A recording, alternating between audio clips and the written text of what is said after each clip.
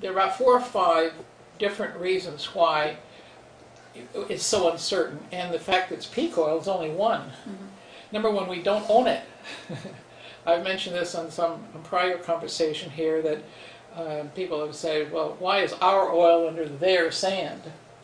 Well, it is their oil, and we haven't accepted that. In fact, that's why we go to war. That is why we go to war, and that's exactly why we're in Iraq. Anybody who believes otherwise just doesn't really read the underlying agendas of all these people that are playing around there, and that's an absolute fact. And look what we did. We screwed it up, and now everybody's more mad than we were before. But we have decided the military is now going to be used to secure our oil. I mean, this is about as disastrous as you can imagine. Let's go back a second for the conference. Talk about some of the issues. This was in the conference.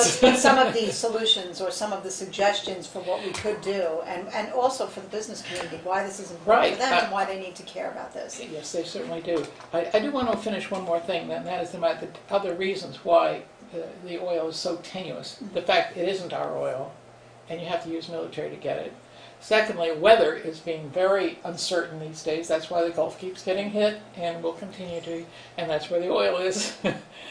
Let's see, and this is a new development, and that is that, guess what? The people that have the oil, it's under their ground, they want to use it themselves. Mm-hmm. How radical is that? Africa particularly, Africa is so underdeveloped, and Nigeria's got a lot of oil. So guess what? China's making deals with Nigeria to be sure they get the oil. Well, Africa needs its oil. Anyway, so I do want to get on to the matter of what to do. Well, there were 2 themes that came out of this that I'm not talking to my grown kids, because they get a little silent when I talk about peak oil, and they're really up on a lot of things, but they don't seem to want to talk about peak oil. And that is two themes. Here we have globalization, full swing, right? We send our stuff to China to be made, and then we ship it back, or maybe we ship it to another country to finish off some, I don't know what, and then bring it.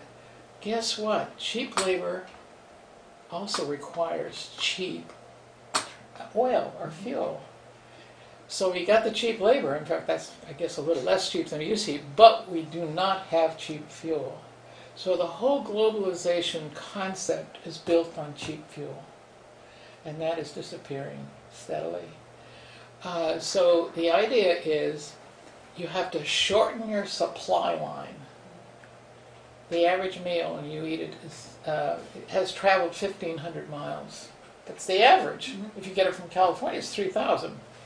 So, then when I say shorten the supply line, I mean everything you do as a person or as a business. Where did that ream of paper come from?